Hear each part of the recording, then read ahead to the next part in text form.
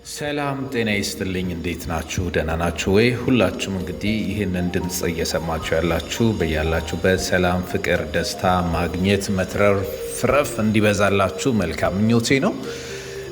እንደው ቁጭ ብዬ እንግዲህ ስለ ስራዬ ከሰዎች ጋር ዲስከስ አደረኩኝና ወደኋላ ያሳለፍኳቸውን አመታቶች በስራዬ ላይ ያመጣሁትን ውጤት እንዲሁም ደግሞ ውጤት ከማምጣቴ በፊትም እንደ ግል እኔም ስፈተንበት የነበረው ብዙ ሰዎችም ደግሞ የሚፈተኑበትን ዝም ብዬ ሳስብ ባጋራኮ ምናልባት የሆነ ሰው አሃ ለካ እውነቱ ይሄ ነው ብሎ መንቃት ማስተዋል እና እርምጃ መውሰድ ይጀምራል፣ ወደፊት መሄድ ይጀምራል ብዬ ስላሰብኩ ነው ይህን ሪከርድ ለማድረግና ለእናንተ ለመላክ የወሰንኩትኝ።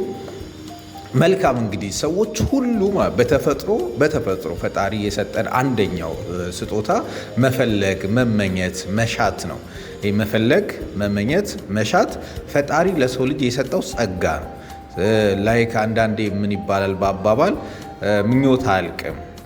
የሰው ልጅ እኮ ምኞት ከውስጡ አያልቅም እኮ። ለምን ያልቃል? የፈጣሪ ስጦታ አይደል እንዴ? መመኘትን ፈጣሪ እየሰጠኝ ከሆነ በምድር ላይ እስካለን ድረስ እንመኛለን ማለት ነው። ዋናው ነገር ምን ተመኘክ ነው። ክፋት ተመኘህ ወይስ መልካም ተመኘህ? ማገልገልን ተመኘህ ወይስ መጉዳትን ተመኘህ? መስጠትን ተመኘህ ወይስ መቀማትን ተመኘህ? እድገትን ተመኘህ ወይስ ውድቀትን ተመኘክ ነው እንጂ ምኞት አለ፣ በቃ ስጦታ ነው። እና ምኞት ላያልቅ ነገር ምን እንትናስ ባለ ብለው ግን ሰዎች በአሉታዊ መልኩ ይጠቀሙታል።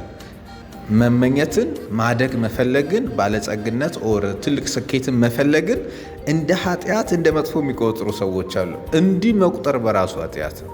እንዴት ፈጣሪ የሰጠንን ጸጋ በአሉታዊ መልኩ እንቆጥራለን? ምን ስኬት መጨረሻ ስላሌለው ምን አስለፋ የሚሉ ሰዎች አሉ። መጨረሻ የሌለው ስኬት የለም። አንዱን ካሳካክ በኋላ ሌላኛውን ትመኛለህ፣ ከዛ ታሳካለህ፣ ሌላ ትመኛለህ፣ ከዛ ታሳካለህ፣ እንደዛ ትኖራለህ እና መጨረሻ የለውም ተብሎ ላለመጀመር፣ ላለመነሳት፣ ላለመሞከር ማሰብ በራሱ እሱ ነው ኃጢአት፣ እሱ ነው ጥፋት እንጂ ትልቅ ነገር እየተመኙ እያገኙ እያሳኩ መኖር ይህም ተፈጥሯዊ ስጦታ እንደሆነ እንድታውቁት እና አሁን ምን ልነግራችሁ ነው መሰላችሁ በዋናነት መለውጥን እንግዲህ አብዛኛው ሰው ይፈልጋል እና የእውነት በህይወት ውስጥ አግኝታችሁ ማታውቁትን ትልቅ ውጤት በገቢ፣ በጤና፣ በማህበራዊ ግንኙነት፣ በሃይማኖታችሁ ላይ እንደዚህ አይነት ሰው ሆኜ የምትሉትን ማንነት ለማግኘት በትዳራችሁ ላይ የምትፈልጉትን አይነት በደስታ፣ በፍቅር፣ በመተሳሰብ፣ በመከባበር ላይ መሰረት ያደረገ የተትረፈረፈ ደስታ ያለበት ቤተሰብ ለመምራት ሌላ የምትፈልጉትን ነገር ለማግኘት 5 ህጎችን ልንገራችሁ። እንደው በጣም ሰፊ ሀሳብ ናቸው፣ ግን ህግ ስለሆኑ ልንገራችሁና ሰሞኑን ከተሰጣችሁ እድል ጋር አያይዛችሁ እንድታዳምጡ ትፈልጋለሁ። አንደኛ በየትኛውም ጉዳይ ላይ ውጤታማ፣ ስኬታማ ለመሆን የመጀመሪያው ህግ ምንድነው? የመፈለግ ህግ ይባላል። ዘ ሎው ኦፍ ዲዛይር። መፈለግ፣ መመኘት፣ መሻት በራሱ ህግ ነው ማለት ነው። አንኳኩ ይሰጣችኋል ሲባል የምታንኳኳ ፍላጎትህን ይዘን መቼስ መግባት የፈለክበት ግቢ ውስጥ ነው ሄደ በሩን የምታንኳኳው። ስለዚህ መፈለግ ህግ ነው ማለት ነው እና በህይወታችሁ የእውነት መለወጥን፣ የእውነት ማደግን፣ የእውነት ለራሳችሁ፣ ለቤተሰባችሁ፣ ለሃይማኖታችሁ፣ ለሀገራችሁ የሚጠቅም ለማህበረሰብ የሚጠቅም እንደው ብታገኙት ከልባችሁ የምትፈልጉት ነገር ምን አለ? ገቢህን ማሳደግ፣ የቢዝነስ ባለቤት መሆን፣ ለብዙ ሰዎች ህይወት መለወጥ ምክንያት መሆን፣ ዛሬ ላይ ያለባችሁን የገንዘብ እጥረት ዳግም ወደ ህይወታችሁ እንዳይመጣ ለመለወጥ ይሄንን ምን ያክል ትፈልጉታላችሁ? ያለ ስራ ቁጭ ብለህ ከሆነ የእውነት የራስህ ስራ እንዲኖርህ፣ ተቀጥረህ ቅጥርን እያጥላላ ከሆነ የእውነት የራስህ ቢዝነስ እንዲኖርህ፣ ገንዘብ እያገኘ ነገር ግን ገንዘብ አያያዝ ላይ ችግር አለብኝ፣ የገንዘብ አያያዜን ማስተካከል አለብኝ፣ ገቢን የመጨመር ፍላጎት አለብኝ የሚል ፍላጎት፣ የእውነት አንገብጋቢ ከልብ የመነጨ ፍላጎት ምን አላችሁ? ምንድን ነው? እስኪ በህይወት እንደው ምንድን ነው የምትፈልጉት? ይበለውና እንደው ፈጣሪ ራሱ መጥቶ ልጄ ምን ልስጥህ ቢልህ ምን ትለዋለህ? ምን ትየዋለሽ? ሳታደርገው ከዚች ምድር ላይ ማለፍ የማትፈልገው ነገር ምን አለ? እስኪ እናትህን አስባት፣ እስኪ አባትህን አስበው። አንዳንዴ እስኪ ጓዳችሁን አስቡት፣ እስኪ ቤታችሁን ይዩት፣ አንዴ አኗኗራችሁን ይዩት፣ የራሳችሁን አኗኗር ይዩት፣ የቤተሰባችሁን ሁኔታ ይዩት። እናት አባት የሆኑ ሰዎች አንተ ላይ አንቺ ላይ ዋጋ ከፍለው ገንዘብ አውጥተው ስሜት ሀሳባቸውን አውጥተው አሁን ያለህበት ቦታ ላይ እንድደርስ አድርጓል። አንተስ ለነሱ የእውነት ከልብ ምን የማድረግ አንገብጋቢ ረሃብ አለ? ይውላችሁ ምንም ነገር ላይ ደፋር ለመሆን የሚከፈለውን ዋጋ ለመክፈል የሚከፈለው መስዋዕትነት ሁሉ ለመክፈል መሄድ በማትፈልገው ትክክለኛ መንገድ ለመሄድ እየፈራ ግን ደፋር እንድትሆን እያመነታ ግን ተግባር ውስጥ እንድትገባ ከያዙክ ነገሮች ሁሉ በላይ ደረማምሰ ወደፊት መሄድ እንድትችል የሚያደርግ አንገብጋቢ እውነተኛ የሆነ ፍላጎት፣ የመለወጥ ፍላጎት አንድ። ሁለተኛ ደግሞ የማመን ህግ ነው። ማመን ራሱን የቻለ ህግ ነው። ይሄም ደግሞ ይውላችሁ ሃይማኖታችን ላይ ኦርቶዶክሱም ሌላውም ሙስሊሙም ሁሉም እመን እንጂ ታገኛለህ፣ አምኖ የጠየቀ ይሆንለታል፣ አምኖ የጸለየ ያሳካል፣ ያገኛል፣ ሁሉም ይለናል። ማመን መቻል ይውላችሁ የሆነ ሃይማኖት አባል መሆን ብቻ አይደለም። ኦርቶዶክስ ኦር ፕሮቴስታንት ኦር ሙስሊም መሆን ኦር ሌላ የምታምኑት ካለ እሱም ብቻ መሆን አይደለም። እምነት ማለት በልብህ ያ ያሰብከው ያ የተሰጠህ እድል ያ መድረስ የፈለክበት ቦታ እንደምትደርስ እንደምታገኘው ያ የተመኘውን የተመኘሻትን ሴት እንደምትሆኛት እርግጠኛ መሆን።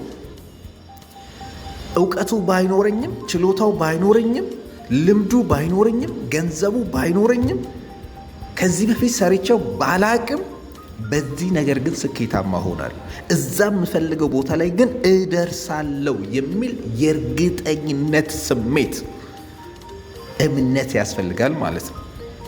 እመን፣ ላመነ ሁሉ ይቻላል ተብለሃል። አይደለም ቀና ነገር ተነግሮን፣ አይደለም ቀና መንገድ ሰዎች አሳይተውን፣ አይደለም ሰው የሄደበት መንገድ ላይ እስከ ዛሬ ታይቶ ተሰምቶ የማያውቅ ነገር በአእምሮክ ውስጥ እንኳን ቢመጣ ይሄን ሐሳብ ፈጣሪ ነው አእምሮ ውስጥ ያመጣው ይሆናል ብሎ መቀበል ነው ማመን። ሁለተኛው ማመን ነው። ሶስተኛው የቀና አስተሳሰብ ባለቤት መሆን። ቀና አስተሳሰብ፣ ስለ ራስ ቀና ማሰብ፣ ስለ ሰው ልጅ ቀና ማሰብ፣ ስለ ሀገር ቀና ማሰብ፣ ስለ ፍቅር ቀና ማሰብ፣ ስለ ገንዘብ ቀና ማሰብ፣ ስለ እድሎች ቀና ማሰብ፣ ስለ ሀገር ቀና ማሰብ፣ ስለ መንግስት ቀና ቅንነት ይውላችሁ።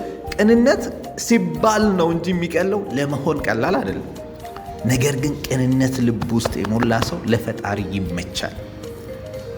በልቡ የእውነት ቀና የሆነ ሰው ቅንነቱ በደረሰበት ፈተና አይጠፋም። ቅንነቱ በደረሰበት አደጋ አይጠፋም። ቅንነቱ ባጣው ነገር አይጠፋበትም። ቅንነቱ ሲያገኝም ሌላ ነገር ውስጥ አይከተውም። ቅንነት ሲደላ ሲመችክ አይደለም። በፈተና ውስጥ፣ በችግር ውስጥ፣ በማጣት ውስጥ፣ በኪሳራ ውስጥ፣ በመዋሸት በመበደል ውስጥ፣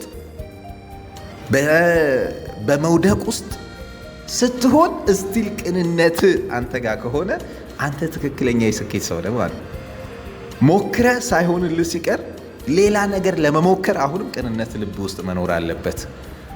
ሰዎች ከዚህ በፊት አታለው ከነበረ ሰው ግን ለሰው ልጅ ጠቃሚ ነው የሚል አሁንም የማያወላዳ ወለም ዘለም የማይል ወጥነት ያለው ቅንነት አስተውል። ቅንነት the most powerful በጣም ትልቅ ኃይል ሰውን ሰው የሚያስብለው አየህ። በፈጣሪ ዘንድ ራሱ በቃ የማያወላውል ቅንነት ያለው ሰው ከሆንክ ወደ ውስጥ ራስን እንደዛ የምታየው ከሆነ በጠየቅከው ጥያቄ ላይ እምነት ወለም ዘለም አይልም። ፍላጎት እንደሚሳካ ምንም ቅንጣት የለውም። የሌለህን ነገር ሰዎች ስትጠይቅ ይሰጡኛል፣ ብጠይቃቸው ፈጣሪ እሺ ያስብልልኛል የሚል እምነት ላይ ቀና አስተሳሰብ ለስኬት ሕግ ነው ማለት ነው። አራተኛው ደግሞ ምንድነው መሰላችሁ? ጽናት። ምን የጠየቅከው እስኪሆን ድረስ መጽናት፣ ፍላጎትህ እንደሚሳካ በጽናት መጠበቅ፣ እንደሚሆን በእምነት መጠበቅ፣ በቀናነት በበጎ አስተሳሰብ በሁሌ በይቻላል በይሆናል፣ ሰው ይጠቅመኛል፣ ይሄ እድል ይጠቅመኛል፣ ይሄ መንገድ ያደርሰኛል፣ እኔ ከዚህ ህይወት ወጥቼ እዛኛው ላይ መድረስ እችላለሁ የሚል የቅንነት አስተሳሰብ፣ ስለ ራስህ፣ ስለ ሰው፣ ስለ እድል፣ ስለምታገኘው፣ ስለገጠመክ ነገር ሁሉ ቀና አስተሳሰብክ ላይ ጽኑ መሆን። አምስተኛው ግብ ይኑርህ። ግልጽ የምታየው በዚህ ጊዜ እዚህ ጋር ደርሳለሁ፣ በዚህ ጊዜ ይሄንን አደርጋለሁ የሚል በህይወት በእውቀትም በገቢም በጤናም በማህበራዊ ህይወት በሃይማኖታችሁ ላይ በቤተሰባችሁ ላይ በዓላማ እያገለገሉ በራዕይ በመኖር ላይ ግልጽ የሆነ ግብ ያስፈልጋል። ለዚህ ደግሞ እንዴት ግብ እንደሚቀረጽ እንዴት ወደ ውስጣችን ገብተን እኛ ውስጥ ፈጣሪ ያስቀመጠልን ህልምና ዓላማ ግባችንን ለይተን ማወቅ እንዳለብን መሰልጠን፣ ማማከር፣ ማንበብ፣ መማር ደግሞ ያስፈልጋል።